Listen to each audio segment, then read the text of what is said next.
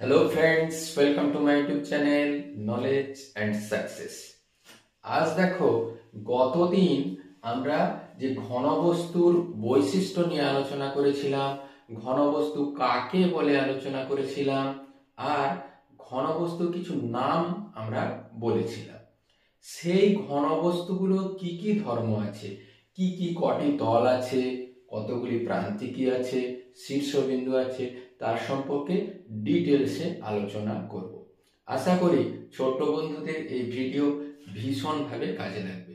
আর চ্যানেলের কন্টেন্ট যদি ভালো লেগে থাকে অবশ্যই চ্যানেলটিকে সাবস্ক্রাইব করে পাশে থাকার অনুরোধ রাখলাম। তাই আজকে কন্টেন্ট নিয়ে আলোচনা করা যাক। প্রথমে দেখো, আমরা আজকে করব কি, ঘনবস্তুর নাম, কয়টি তল আছে, প্রান্তিকী কয়টি, আর প্রান্তিকী মানে এজ কয়টি, শীর্ষবিন্দু আছে কিনা, এই সব নিয়ে আলোচনা করব। প্রথম দেখব আমরা এই ঘনবস্তু আয়তঘন সম্পর্কে। আয়তঘনর কয়টি তল আছে?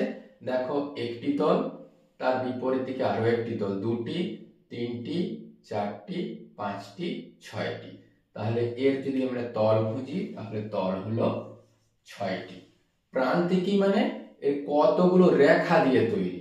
খেয়াল করলে দেখা যাবে, যদি ঘনবস্তু আমরা আঁকতাম, এই ধরনের একটা আয়তঘন ছিল, এই দেখো চারটা প্রান্তিকী, আবার দেখো এই পাশে চারটা প্রান্তিকী, 8, 9, 10, 11, 12, 2, 4, এই পাশেও 4, 8, এখানে 9, 10, 11, 12, তাহলে প্রান্তিকীর সংখ্যা 12টি।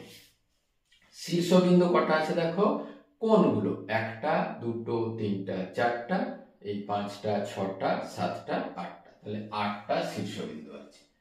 আর মনে রাখবে, কর্ণ মানে এই কোণ থেকে এই কোণ পর্যন্ত, এই কোণ থেকে এই কোণ পর্যন্ত একটা কর্ণ, আবার এই উপর থেকে নিচে পর্যন্ত একটা কর্ণ, দুটো, এইখান থেকে একটা, তিনটা, এই পাশ থেকে এই পাশ পর্যন্ত মোট 4টি কর্ণ আছে।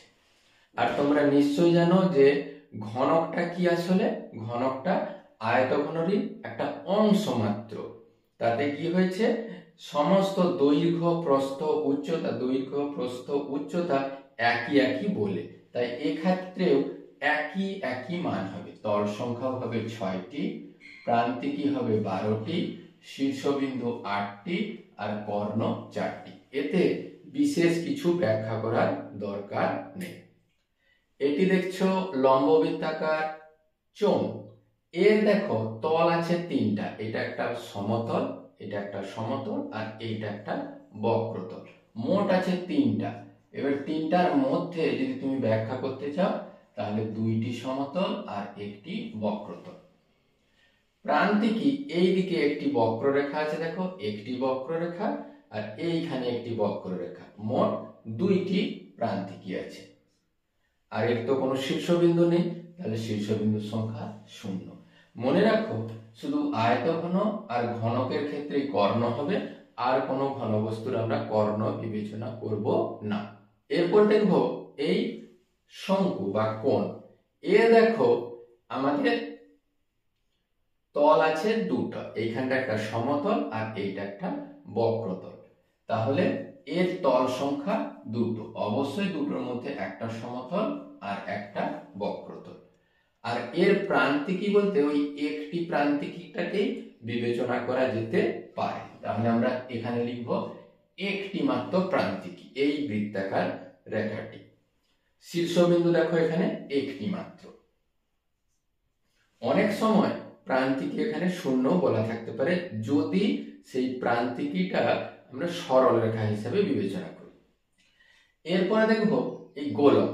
গোলকের দেখো একটি তল, আর পুরোটাই সে বক্রতল, একটি তল, তাহলে এর তল সংখ্যা হলো একটি। আর এখানে কোনো প্রান্তিকী নেই, কোনো প্রান্তিকী নেই, কোনো শীর্ষবিন্দু নেই। আর কর্ণগুলো এরপরে আমরা বিবেচনা করব না বলে কেটে দিলাম। এরপরে দেখো আসছে অর্ধগোলক বা হেমিস্ফিয়ার। অর্ধগোলকে দেখো আমাদের 2টি তল, এটা একটা সমতল আর এই পাশটা একটা বক্রতল, এই বাঁকানো তলটা। তাহলে এর 2টি তল, একটা সমতল একটা বক্রতল। প্রান্তিকী বলতে এই প্রান্তিকীটা বিবেচনা করলে সেক্ষেত্রে হলো প্রান্তিকী 1, এই বৃত্তাকার অংশটা যদি বিবেচনা করা হয়, আর শীর্ষবিন্দু কোনো কিছু নেই। এরপরে আমরা আলোচনা করব ত্রিভুজাকার প্রিজম। সেই প্রিজমটা কি? এই পাশের ত্রিভুজ আর এই পাশের ত্রিভুজ পরস্পর সদৃশ হয়, আর ওই অঞ্চলটি বাদে বাকি সব তলগুলো হয় আয়তক্ষেত্রাকার, ওই জন্য এটি হচ্ছে প্রিজম, এবং এই তল ত্রিভুজ বলে এর নাম হয়েছে ত্রিভুজাকার প্রিজম। এর তল সংখ্যা তোমরা নিশ্চয়ই হিসাবই করতে পারো, একটা তল, দুটো তল, দুটো ত্রিভুজাকার, 3, 4 আর এইখানে একটা 5। মোট দেখো এখানে তল সংখ্যা আছে 5টি। প্রান্তিকী হিসাব করার জন্য আমরা হিসাব করব এগুলো, 1, 2, 3, দেখো 4, 5, 6, এবারে 7, 8, 9। তাহলে এর প্রান্তিকীর সংখ্যা 9টি। আর এর শীর্ষবিন্দু যদি ধরি, দেখো 1টা, 2টো, 3টা, 4টা, 5টা, 6টা, এর শীর্ষবিন্দু 6টা। আর আমরা কর্ণ বিবেচনা করব না। এটা হলো পঞ্চভুজাকার প্রিজম। কেন? এই তলটা পঞ্চভুজের মতো, এই তলটা পঞ্চভুজের মতো, বাকি সব তলগুলো আয়তক্ষেত্রাকার, ওই জন্য এটা হচ্ছে পঞ্চভুজাকার প্রিজম।